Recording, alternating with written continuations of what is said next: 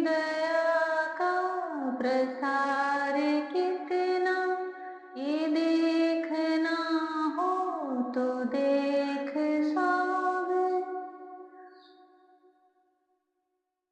तुम्हारे मिलने की धुन में नदियाँ, तुम्हारे मिलने की धुन में नदियाँ विनोद करती ही जा रही है। अनादि तेरी अनंत माया, अनादि तेरी अनंत माया जगत की लीला दिखा रही है। जय श्री कृष्णा। मेरी सोल फैमिली आध्यात्म आपके अपने चैनल पर आप सबका बहुत बहुत स्वागत है। भगवान की सुंदर सृष्टि का वर्णन चल रहा है, जिसे हम कभी सपने में भी नहीं सोच सकते, न जान सकते हैं। ऐसे अगर यह श्रीमद् भागवत महापुराण में वेद व्यास मुनि नहीं लिखे होते तो फिर हम कैसे जानते कि भगवान की इतनी सुंदर सृष्टि कैसे रची हुई है, वहाँ के लोग कैसे होते हैं, क्या खाते हैं, कितनी आयु होती है, कितनी सुंदर घाटियां हैं, कितने सुंदर सरोवर हैं, वहाँ के फल कैसे होते हैं। पूरा एक एक चीजों का संक्षिप्त में ही पर सुखदेव मुनि राजा परीक्षित को बता रहे हैं। इस भारतवर्ष से आगे के जो वर्ष 9 वर्ष बोले जाते हैं, जिसमें स्वर्ग से बचे हुए पुण्यों को लेकर जब वह वहां के लोग, वह जीव नीचे की तरफ आते हैं, जन्म लेते हैं, तो उनका जन्म इन्हीं वर्षों में होता है। वह भी दिव्य होते हैं, उनकी भी आयु 10,000 वर्ष की होती है, उनको भी कभी वृद्धावस्था नहीं आती। और जो यहाँ के अवगुण है कलयुग के, यह दोष उन्हें नहीं सताते। बड़ी ही सुख भोग विलास से भरी हुई उनकी वह दुनिया होती है, वह जीवन होता है। यह स्वर्ग से नीचे के लोग वर्ष बोले जाते हैं, 9 वर्ष। और इन्हीं एक एक वर्षों के जो देवता हैं, जितना उनका विस्तार है और जो महिमा है, सुखदेव मुनि राजा परीक्षित से कह रहे हैं। यह पूरी सृष्टि में भगवान कैसे रचे हैं, सृष्टि को कैसे रचे हैं, कैसे, कहाँ ब्रह्मा जी का स्थान है, कहाँ इंद्र का स्थान है, कहाँ 8 लोकपालों का स्थान है, कहाँ वरुण देवता का है, सूर्य की गति कैसी है, चंद्र की गति कैसी है, और ये पृथ्वी जहाँ हम रह रहे हैं यह कैसी है, इसके नीचे के लोग कैसे हैं। पर इन सब से बाहर, सृष्टि के बाहर, ब्रह्मांड के बाहर भगवान का वह निज धाम है, जहां पर जाने के लिए सब पूरा जीवन प्रयास करते हैं। भक्त लोग उनकी राह पे निकल पड़ते हैं, सन्यासी लोग उनके राह पे निकल पड़ते हैं, आत्मज्ञानी उनके राह पे निकल पड़ते हैं। फिर भी जाने कितने जन्म लग जाते हैं उस जगदीश्वर को प्राप्त करने में, हरि को प्राप्त करने में। कभी कभी एक जन्म में ही पा जाते हैं, तो कभी कभी कई जन्म भी कम पड़ जाते हैं। भगवान हमारी ऐसी बुद्धि दे कि सब जीवन जीते हुए उनके चरण से हमारा मन न हटे, उनकी भक्ति में ही लगा रहे। सुखदेव मुनि कहते हैं कि ये जो भिन्न भिन्न वर्ष हैं, उनका मैं राजा परीक्षित से कह रहे हैं कि संक्षिप्त में आपको मैं वर्णन सुना रहा हूँ। पंचम स्कंद का, श्रीमद् भागवत महापुराण के पंचम स्कंद का 18वां अध्याय चल रहा है। श्री सुखदेव जी कहते हैं, राजन, भद्राशो वर्ष में धर्मपुत्र भद्रसवा और उनके मुख्य मुख्य सेवक भगवान वासुदेव की हयग्रीव संज्ञक धर्ममयी प्रिय मूर्ति को अत्यंत समाधि निष्ठा के द्वारा अपने हृदय में स्थापित कर इस मंत्र का जप करते हुए इस प्रकार स्तुति करते हैं। भद्रश्रवा और उनके सेवक कहते हैं, चित्त को विशुद्ध करने वाले ओंकार स्वरूप भगवान धर्म को नमस्कार है। अहो, भगवान की लीला बड़ी विचित्र है। जिसके कारण यह जीव संपूर्ण लोगों का संहार करने वाले काल को देखकर भी नहीं देखता और तुच्छ विषयों का सेवन करने के लिए पापमय विचारों की उधेड़ बुन में लगा हुआ अपने ही हाथों अपने पुत्र और पितादि की लाश को जलाकर भी स्वयं जीते रहने की इच्छा करता है। विद्वान लोग जगत को नश्वर बताते हैं और सूक्ष्मदर्शी आत्मज्ञानी ऐसा ही देखते भी हैं, तो भी जन्म रहित प्रभु आपकी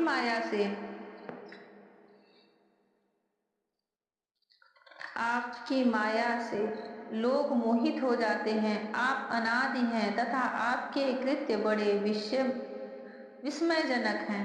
मैं आपको नमस्कार करता हूँ। परमात्मन, आप अकर्ता और माया के आवरण से रहित हैं, तो भी जगत की उत्पत्ति, स्थिति और प्रलय ये आपके ही कर्म माने गए हैं। सो ठीक ही है, इसमें कोई आश्चर्य की बात नहीं है, क्योंकि सर्वात्म रूप से आप ही संपूर्ण कार्यों के कारण हैं और अपने शुद्ध स्वरूप में इस कार्य कारण भाव से सर्वथा अतीत हैं। आपका विग्रह मनुष्य और घोड़े का संयुक्त रूप है। प्रलय काल में जब तमोह प्रधान दैत्यगण वेदों को चुरा ले गए थे, तब ब्रह्मा जी के प्रार्थना करने पर आपने उन्हें रसातल से ला कर दिया। ऐसे अमोघ लीला करने वाले सत्य संकल्प आपको मैं नमस्कार करता हूँ। हरिवर्ष खंड में भगवान नृसिंह रूप से रहते हैं। उन्होंने यह रूप जिस कारण से धारण किया था, उसका आगे सप्तम स्कंद में वर्णन किया जाएगा।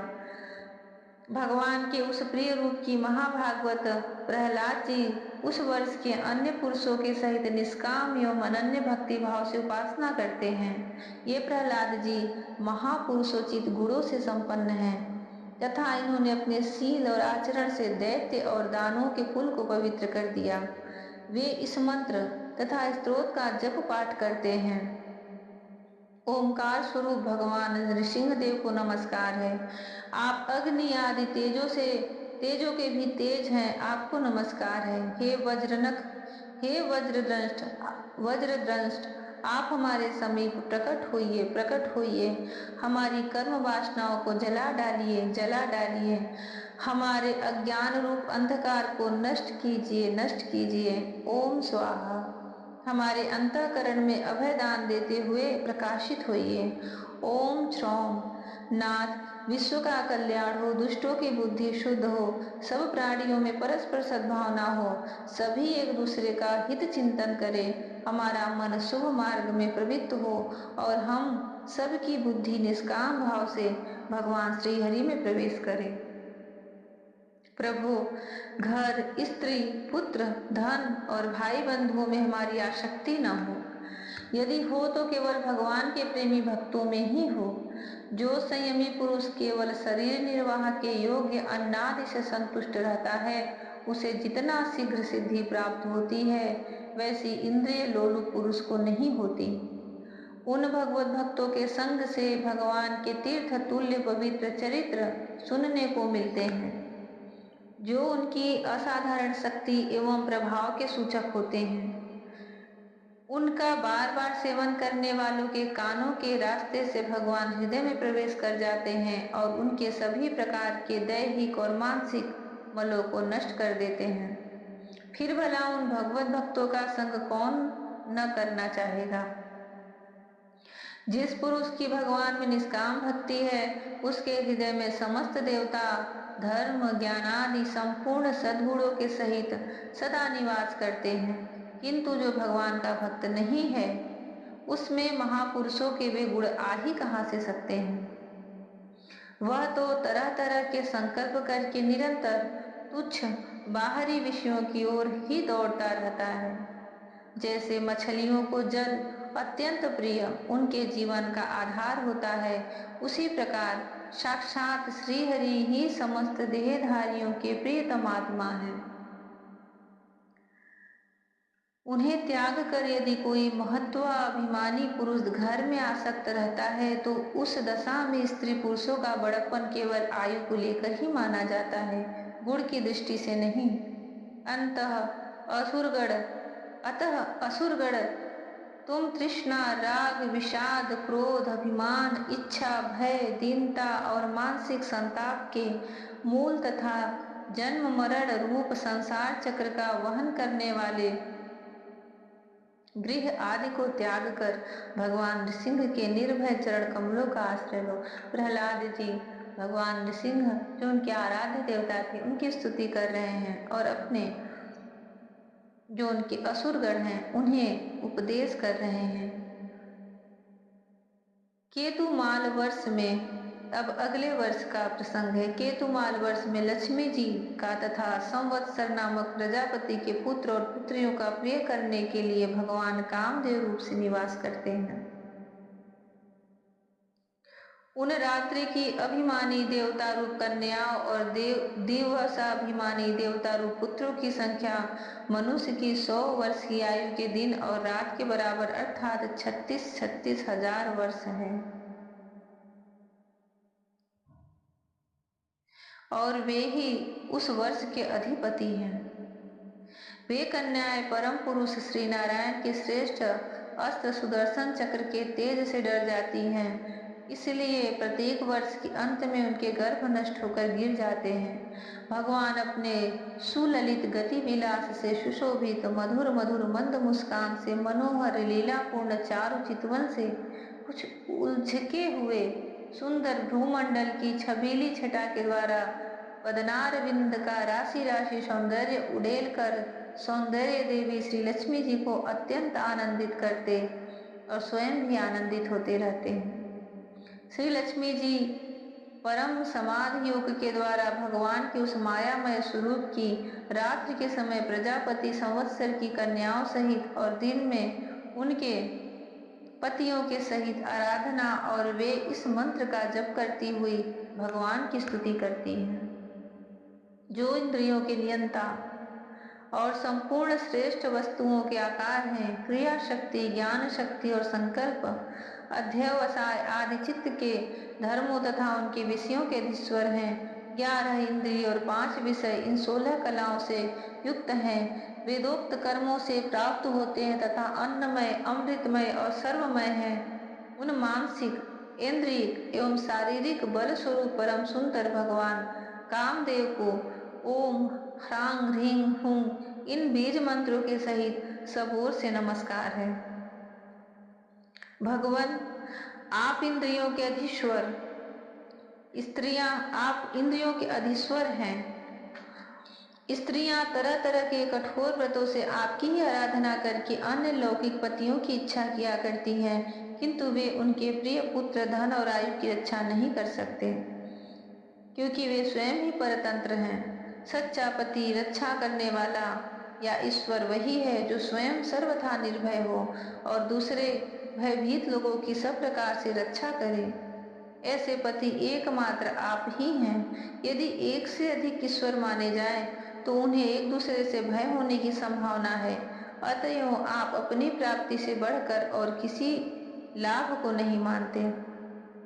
भगवान, जो स्त्री आपके चरण कमलों का पूजन ही चाहती है और किसी वस्तु की इच्छा नहीं करती, उसकी सभी कामनाएं पूर्ण हो जाती हैं। किंतु जो किसी एक कामना को लेकर आपकी उपासना करती है, उसे आप केवल वही वस्तु देते हैं और जब भोग समाप्त होने पर वह नष्ट हो जाती है, तो उसके लिए उसे संतप्त होना पड़ता है। अजीत, मुझे पाने के लिए इंद्रिय सुख के अभिमानी ब्रह्मा और रुद्र आदि समस्त सुरासुरगण घोर तपस्या करते रहते हैं, किंतु आपके चरण कमलों का आश्रय लेने वाले भक्त के सिवा मुझे कोई पा नहीं सकता, क्योंकि मेरा मन तो आप में ही लगा रहता है। अच्युत, आप अपने जिस वंदनीय कर कमल को भक्तों के मस्तक पर रखते हैं, उसे मेरे सिर पर भी रखिए। वरेण्य, आप मुझे केवल श्री लांछन रूप से अपने वक्षस्थल में ही धारण करते हैं, सो आप सर्व समर्थ हैं। आप अपनी माया से जो लीलाएं करते हैं, उनका रहस्य कौन जान सकता है। रम्यक वर्ष में उनका रहस्य कौन जान सकता है। जय श्री कृष्णा। हम लोग कभी भी भगवान लक्ष्मी नारायण की तस्वीर फोटो देखते हैं तो क्षीर सागर में शेष शैया पे लेटे हुए और माँ लक्ष्मी उनके चरण कमल दबाती हुई दिखती हैं। महादेव की छवि देखते हैं तो कैलाश पर्वत पे योग साधना में डूबे हुए और माता पार्वती उनके पास में खड़ी उनकी सेवा करती हुई दिखती हैं। बस इतनी ही छवि हमारे मन में मस्तिष्क पटल पे हमारे हृदय में रहती है। पर अभी जो इन वर्षों के वर्णन हो रहे हैं यह उनके स्थान है जहाँ लक्ष्मी जी रहती हैं भगवान विष्णु के कामदेव स्वरूप में। और उस वर्ष का नाम है केतुमाल वर्ष। महादेव जी रहते हैं माता पार्वती के साथ। उस वर्ष का नाम है इलावत। वहां वह किन के साथ उनकी उपासना करते हैं, कैसी सेवा करते हैं और वह स्थान कैसा है। नृसिंह भगवान जहाँ प्रहलाद जी रहते हैं हरिवर्ष खंड में, वहां के इष्ट और आराध्य हैं। केतुमाल के कामदेव स्वरूप भगवान विष्णु आराध्य हैं। ये 9 वर्ष जो हैं ये बड़े ही अद्वितीय हैं, अद्भुत हैं, दिव्य हैं। यहाँ पर देवता लोग निवास करते हैं। भगवान हमें भी उनकी छवि का दर्शन कराएं और हम पर प्रसन्न हो। जय श्री कृष्णा। राधे राधे। जय श्री कृष्णा। हरि ओम।